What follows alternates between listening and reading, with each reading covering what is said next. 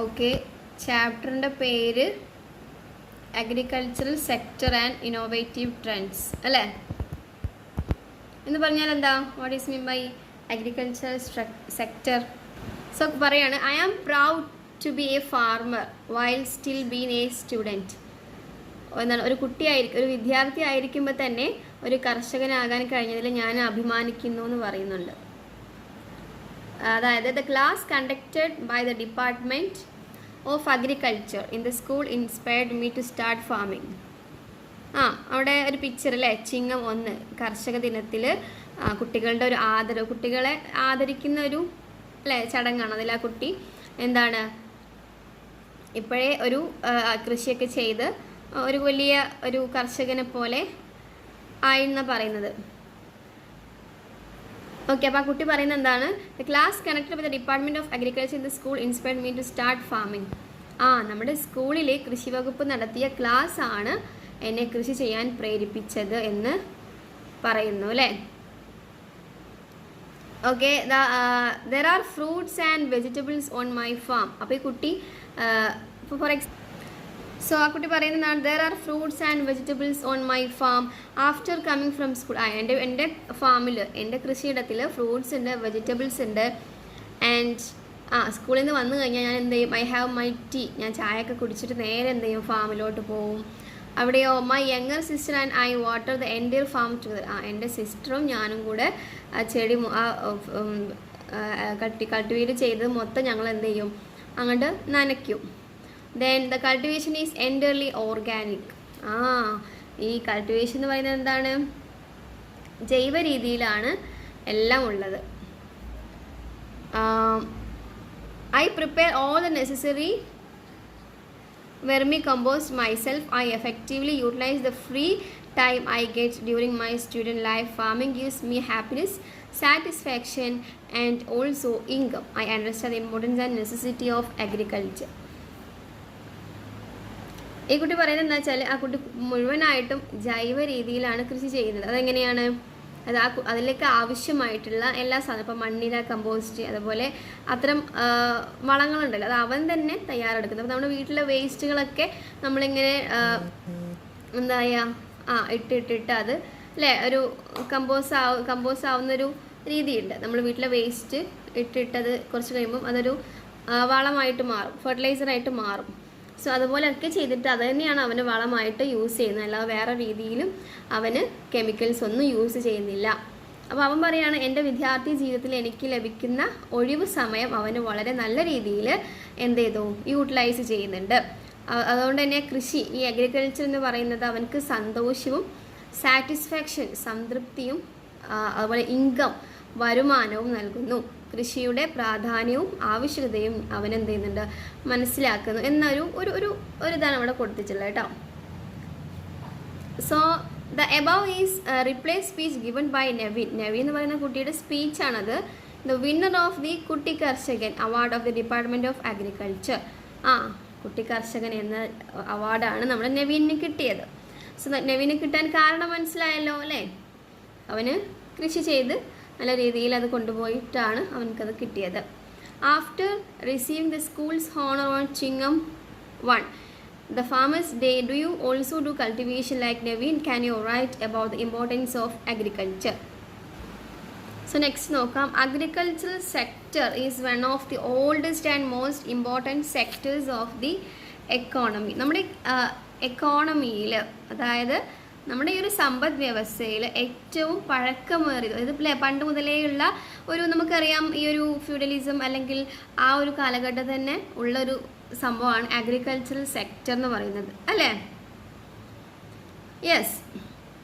അതുപോലെ അപ്പോൾ എന്താണ് oldest and most important sector of the economy.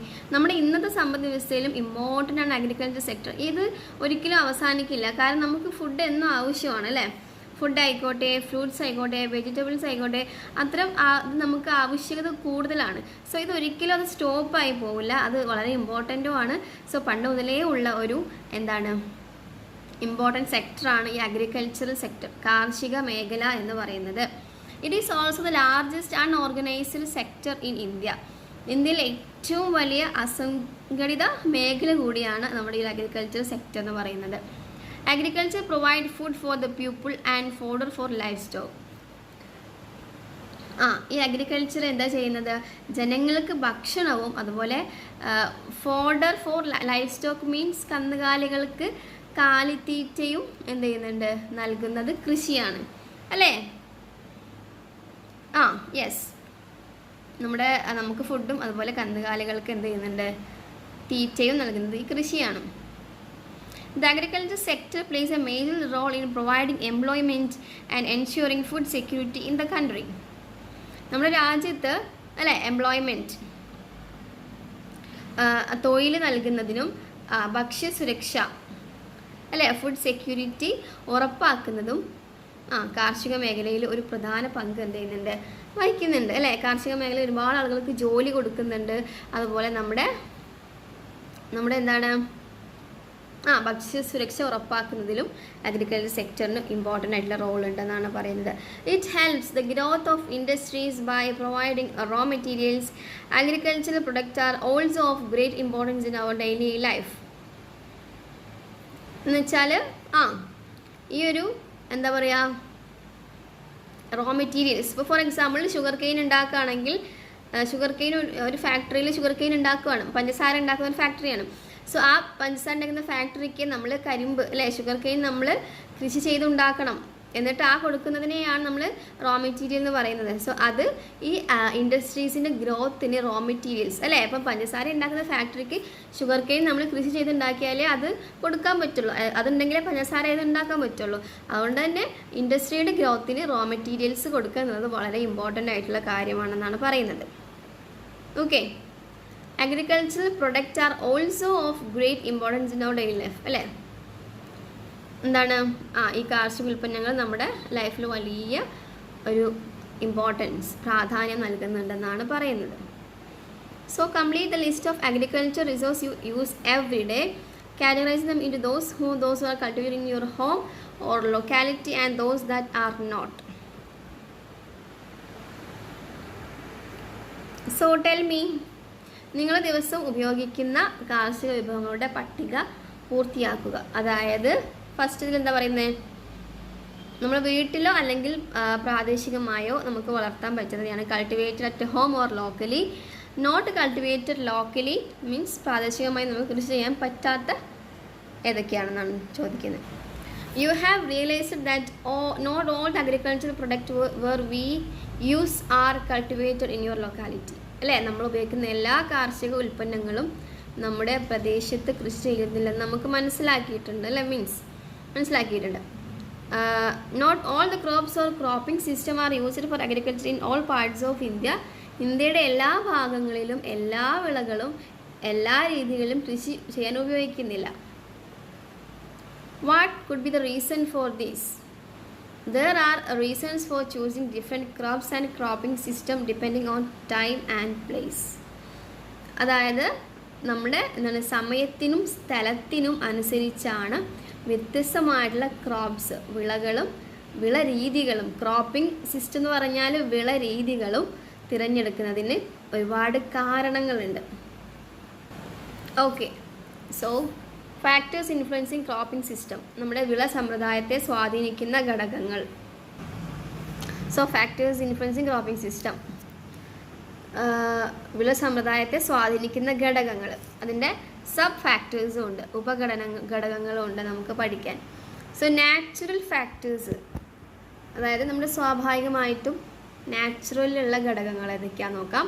Nature of soil അല്ലേ, മണ്ണിൻ്റെ സ്വഭാവം അല്ലേ. നമുക്കൊരു നല്ല എന്താ പറയുക വെള്ളം ആവശ്യമില്ലാത്ത ഒരു ചെടിയെ നമ്മൾ നല്ല വെള്ളം ഉള്ള ഒരു ഏരിയയിൽ വെച്ചാൽ അത് പിടിക്കത്തില്ല അല്ലേ, അത് നശിച്ചു പോകും. അപ്പം എന്താ ചെയ്യുക, സോയിലിൻ്റെ മണ്ണിൻ്റെ സ്വഭാവം നോക്കിയിട്ട് വേണം നമ്മളൊരു കൃഷി ചെയ്യാൻ അല്ലേ, അത് ഇമ്പോർട്ടൻ്റ് ആണ്.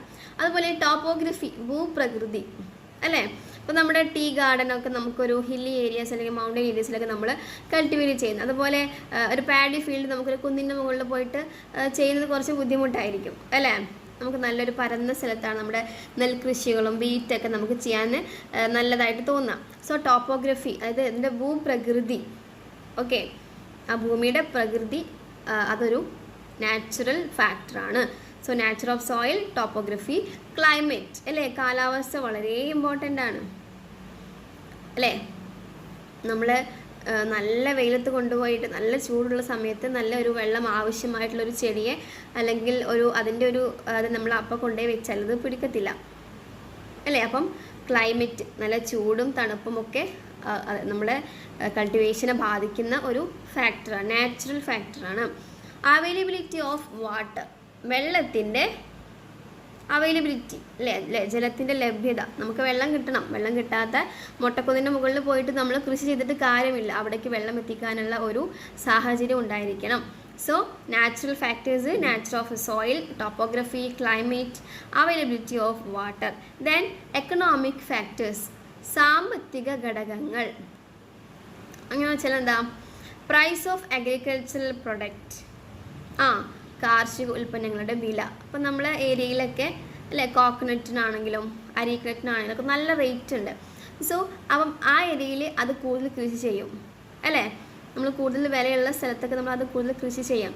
ഇപ്പം എല്ലാവരും അതുപോലെ കുരുമുളക്, പെപ്പറിനൊക്കെ നമ്മുടെ അവിടെ നല്ല റേറ്റ് ഉണ്ട്. സോ അതിനൊക്കെ അല്ലെ ആളുകൾ കൂടുതൽ എന്ത് ചെയ്യുന്നു, കൃഷി ചെയ്യുന്നു.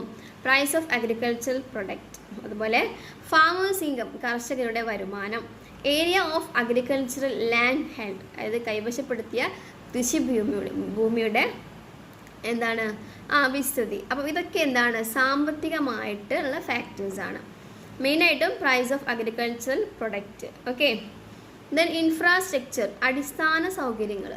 ഒരു കൃഷിക്ക് വേണ്ട അടിസ്ഥാന സൗകര്യങ്ങൾ എന്തൊക്കെയാണ്? ഇറിഗേഷൻ, ഇലക്ട്രിസിറ്റി അല്ലേ. ഇറിഗേഷൻ മീൻസ് ജലസേചനം അല്ലേ, വെള്ളം എത്തിക്കാനുള്ള സൗകര്യം ഉണ്ടായിരിക്കണം, വെള്ളം കിട്ടണം അല്ലേ. ഇലക്ട്രിസിറ്റി, വൈദ്യുതി അല്ലേ, കറണ്ട് വേണം. ട്രാൻസ്പോർട്ടേഷൻ,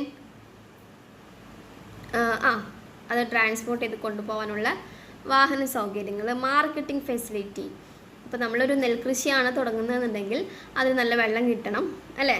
ഇലക്ട്രിസിറ്റി, നമുക്ക് ഒരുപാട് ദൂരത്തേക്ക് വെള്ളം എത്തിക്കണമെങ്കിൽ മോട്ടർ അത്യാവശ്യമാണ്. സോ ഇലക്ട്രിസിറ്റി അത്യാവശ്യമാണ്. ട്രാൻസ്പോർട്ടേഷൻ, അത് വിളവെടുത്ത് മറ്റൊരു സ്ഥലത്തേക്ക് കൊണ്ടുപോകണമെങ്കിൽ നമുക്ക് വാഹന സൗകര്യങ്ങൾ വേണം.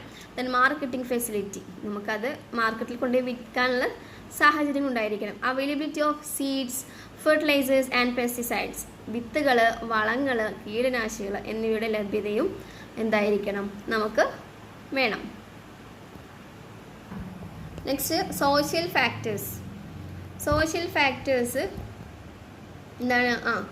Diet, education, generational difference in agriculture practices, social environment. So സാമൂഹികമായിട്ട് എന്തൊക്കെയാണ് നമ്മുടെ ഈ ക്രോപ്പിംഗ് സിസ്റ്റത്തെ സ്വാധീനിക്കുന്ന ഘടകങ്ങളെന്നാണ് പറയുന്നത്. എന്തൊക്കെയാണ്? ഡയറ്റ്, നമ്മുടെ എഡ്യൂക്കേഷൻ, കാർഷിക രീതികളിലെ തലമുറകളുടെ വ്യത്യാസങ്ങൾ, പിന്നെ സാമൂഹിക പരിസ്ഥിതി, social environment. Then government policies ഏതൊക്കെയാണ്? Export and import of crops, taxation, availability of loans, subsidies. എന്തൊക്കെയാണ്? Export and import of crops, നമ്മുടെ ക്രോപ്പുകളുടെ കയറ്റുമതിയും ഇറക്കുമതിയും നമ്മളെ ഗവൺമെൻറ് പോളിസീസിൽ പെട്ടതാണ്. പിന്നെ ടാക്സേഷൻ അല്ലേ, വായ്പയുടെ നികുതി ലഭ്യത.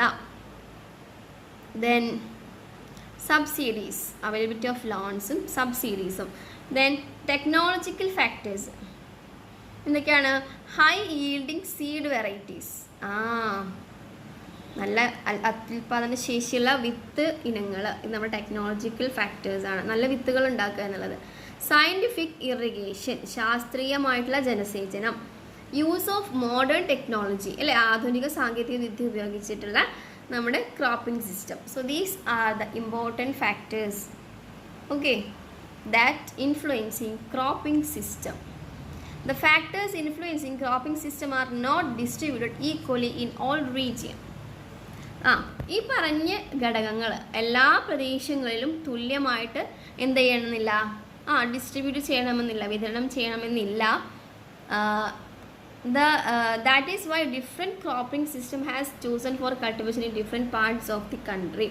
അതുകൊണ്ടാണ് രാജ്യത്തിൻ്റെ വിവിധ ഭാഗങ്ങളിൽ കൃഷിക്കായി വ്യത്യസ്തമായിട്ടുള്ള വിള സമ്പ്രദായങ്ങൾ തിരഞ്ഞെടുക്കുന്നത് അല്ലേ. ഇപ്പോൾ നമ്മുടെ ഇവിടെയൊക്കെ ഓറഞ്ച് കൃഷി, ആപ്പിൾ കൃഷിയൊക്കെ കുറവാണ്.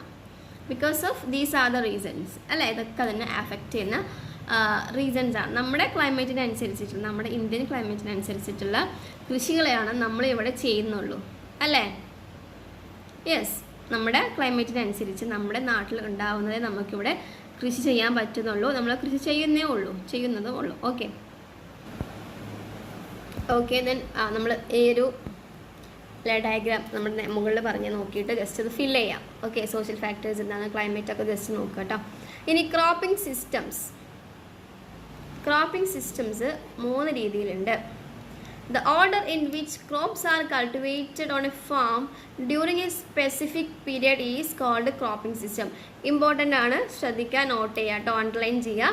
The order in which crops are cultivated on a farm during a specific period is called cropping system. Cropping systems can be classified as follows. അതായത് ഒരു പ്രത്യേക കാലയളവിൽ കൃഷിയിടങ്ങളിൽ വിളകൾ കൃഷി ചെയ്യുന്ന ആ ഒരു ക്രമത്തെ, അതിനാണ് നമ്മൾ വിള സമുദായത്തെയാണ് ക്രോപ്പിംഗ് സിസ്റ്റം എന്ന് പറയുന്നത്.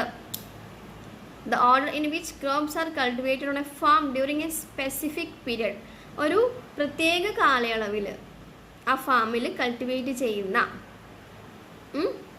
ആ ഒരു വിള സമ്പ്രദായത്തെ നമ്മൾ എന്ത് പറയുന്നത്, ക്രോപ്പിംഗ് സിസ്റ്റം എന്ന് വിളിക്കുന്നത്. ഈ ഒരു ക്രോപ്പിംഗ് സിസ്റ്റം എന്താണ്, താഴെ പറയുന്ന രീതിയിൽ ക്ലാസിഫൈ ചെയ്തിട്ടുണ്ട്. ഏതൊക്കെയാണ്? It is very important. Cropping system is monocropping, polycropping and ratoon cropping. Okay, 3 ആക്കി ഡിവൈഡ് ചെയ്തിട്ടുണ്ട് ക്രോപ്പിംഗ് സിസ്റ്റം അതൊക്കെയാണെന്ന്. സോ നമുക്ക് നോക്കാം മോണോക്രോപ്പിംഗ് എന്താണെന്ന് നോക്കാം. Monocropping is a method of cultivating one crops at a time on a farm. ഒരു കൃഷിയിടത്തിൽ ഒരു സമയം ഒരു വിള കൃഷി ചെയ്യുന്ന രീതിയാണ് monocropping. This cropping system is mainly aimed at export. ഈ ഒരു ക്രോപ്പിംഗ് സിസ്റ്റം പ്രധാനമായിട്ടും കയറ്റുമതിയാണ്, എക്സ്പോർട്ട് ആണ് എയിം ചെയ്യുന്നത്, ലക്ഷ്യമിടുന്നത്. അതെന്താ കാരണം? Since there is only one crop, planting, maintenance and harvesting can be done smoothly. അതായത് എന്താണ്, ഈ ഒരു വിള മാത്രമുള്ളതിനാൽ അതിൻ്റെ പരിപാലനവും വിളവെടുപ്പും ഇതൊക്കെ എന്താണ്, അത് ഒരു ക്രോപ്പ് ആവുമ്പോൾ അത് നല്ല രീതിയിൽ നടത്താൻ കഴിയും. Its main advantage is that it increase the profit from the farm land. അതിൽ നിന്നുള്ള ഇൻകം വർദ്ധിപ്പിക്കാൻ കഴിയുമെന്നാണ് അതിൻ്റെ പ്രധാനമായിട്ടുള്ള ഒരു നേട്ടം. So monocropping increase the risk of pest attack. Monocropping എന്നാണ് കീടാക്രമണങ്ങളെ സാധ്യത കൂടുന്നുണ്ട്, ഇൻക്രീസ് ചെയ്യിക്കുന്നുണ്ട്. Example rubber, tea, tapioca. Rubber, തേയില, മരച്ചീനി. ടാപ്പിയോക്ക മീൻസ് മരച്ചീനി. These are the examples of മോണോക്രോപ്പിംഗ്.